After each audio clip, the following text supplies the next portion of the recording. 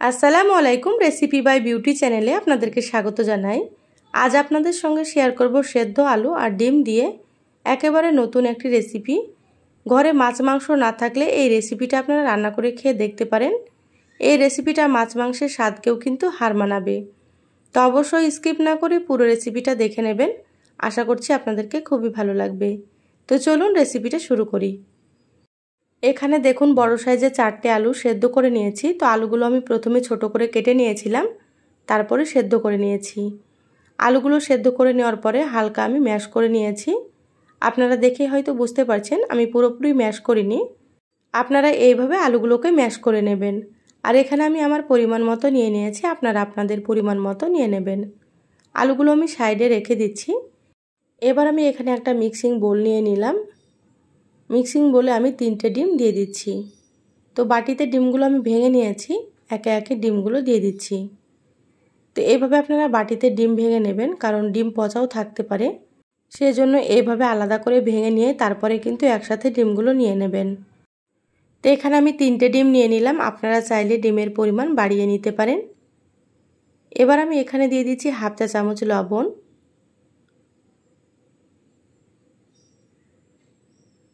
আর সামান্য একটু দিয়ে দিচ্ছি হলুদ গুঁড়ো।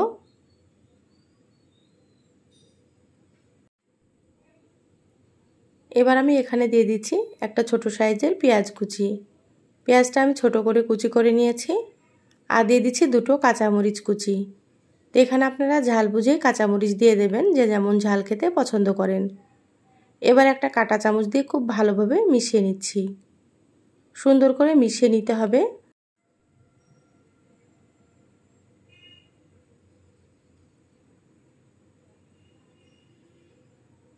দেখুন ডিমটা খুব ভালোভাবে মিশিয়ে নিয়েছি। এবার ডিমটা আমি সাইডে রেখে দিচ্ছি। গ্যাস অন করে একটা ফ্রাই প্যান দিয়ে দিলাম। দিয়ে দিচ্ছি এখানে আমি 1 টেবিল চামচ সরষের তেল।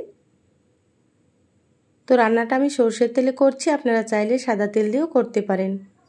তেলটা ফ্রাই প্যানে খুব ভালোভাবে একটু ছড়িয়ে নিলাম, হালকা গরম করে নিয়েছি। এবার এখানে আমি ডিম দিয়ে দিলাম। গ্যাসের আঁচ মিডিয়ামে রেখে ডিমটা ভেজে নেব। এক পাশ ভাজা হয়ে গিয়েছে, উল্টে নিচ্ছি। যারা চ্যানেলে নতুন এসেছেন, রেসিপিটা ভালো লাগলে প্লিজ চ্যানেলটা সাবস্ক্রাইব করে সাথে থাকবেন। যারা ফেসবুক পেজ থেকে ভিডিওটি দেখছেন, প্লিজ একটা লাইক দিয়ে পেজটা ফলো করে রাখবেন পরবর্তী ভিডিও নোটিফিকেশান পাওয়ার জন্য। দেখুন ডিমটা আমি চেপে চেপে সুন্দর করে একটু ভেজে নিচ্ছি।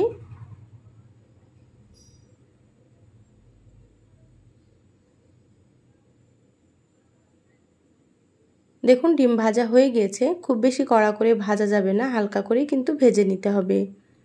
এবার একটা খুন্তি দিয়ে এভাবে করে ডিমটা কেটে নিচ্ছি। আপনারা চাইলে প্লেটে তুলে নিয়ে ছুরি দিয়েও কেটে নিতে পারেন। তা আমি এইভাবে করেই কেটে নিচ্ছি। প্রথমে এইভাবে লম্বা করে কেটে নিচ্ছি, তারপরে এইভাবে করে কেটে নেব। সাইডেরগুলো 2 টুকরো করে নিলাম, আর মাঝেরগুলো আমি 3 টুকরো করে কেটে নিচ্ছি। তা আমার পছন্দ মতো সাইজ করে আমি কেটে নিচ্ছি, আপনারা আপনাদের পছন্দ মতো সাইজ করে কেটে নেবেন। ডিমগুলোকে তুলে আমি প্লেটে রেখে দেব।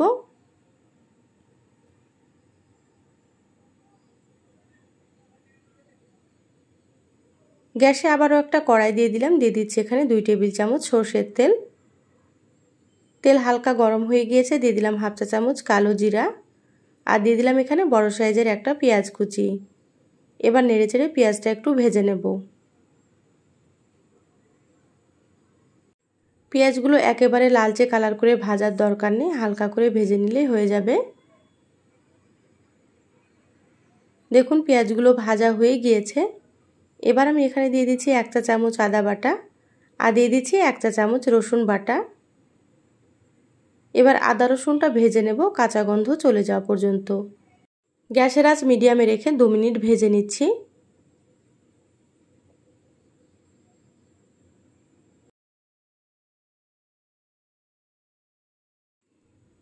আদা রসুন ভেজে নেওয়া হয়ে গিয়েছে। এবার আমি এখানে দিয়ে দিচ্ছি স্বাদ মতো লবণ। তো লবণ এখানে বুঝেই ব্যবহার করতে হবে, কারণ প্রথমে ডিম ভাজার সময় আমি লবণ দিয়েছিলাম, সেটা বুঝে এখানে লবণ দিয়ে দিলাম। এবার দিয়ে দিচ্ছি হাফ চা চামচ হলুদ গুঁড়ো, হাফ চা চামচ দিয়ে দিচ্ছি জিরা গুঁড়ো, হাফ চা চামচ এখানে দিয়ে দিচ্ছি ধনিয়া গুঁড়ো, হাফ চা চামচ মরিচ গুঁড়ো।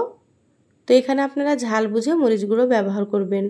আমি এখানে কাঁচা মরিচ ব্যবহার করব, সেজন্য অল্প করে দিয়ে দিলাম। এবার আমি এখানে দিয়ে দিচ্ছি সামান্য পরিমাণে পানি। তো অবশ্যই এখানে একটু পানি দিতে হবে, না হলে শুকনো মশলাগুলো পুড়ে যাবে। এবার নেড়েচেড়ে মশলা খুব ভালোভাবে কষিয়ে নিতে হবে একটু সময় নিয়ে, তাহলে রান্নাটা খেতে বেশি ভালো লাগবে। তো আমি এখানে যতটা পরিমাণে রান্না করছি সেই পরিমাপে মশলাগুলো দিয়ে দিলাম। আপনারা যদি এর থেকে বেশি রান্না করেন তাহলে মশলার পরিমাণ আপনারা বাড়িয়ে দেবেন। এবার এখানে দিয়ে দিলাম 4টে চেরা কাঁচা মরিচ। তো আপনারা যেমন ঝাল খাবেন সেভাবে কাঁচামরিচ দিয়ে দেবেন। দেখুন মশলা প্রায় কষানো হয়ে গিয়েছে, আর একটু কষিয়ে নেব। কালারটা খুবই সুন্দর চলে এসেছে।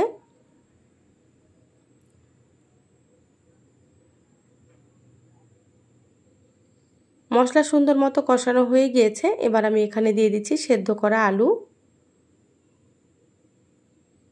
আলু দিয়ে মশলার সাথে খুব ভালোভাবে কষিয়ে নিতে হবে।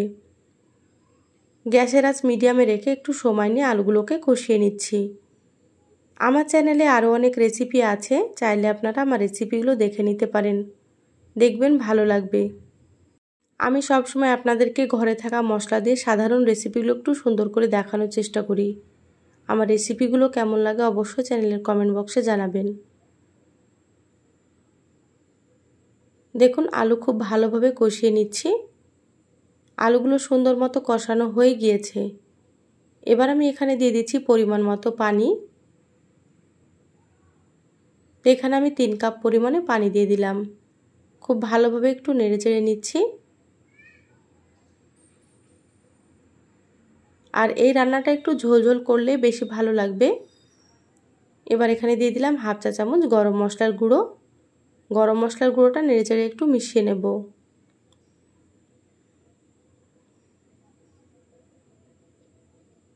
এবার আমি এখানে ডিমগুলো দিয়ে দিচ্ছি।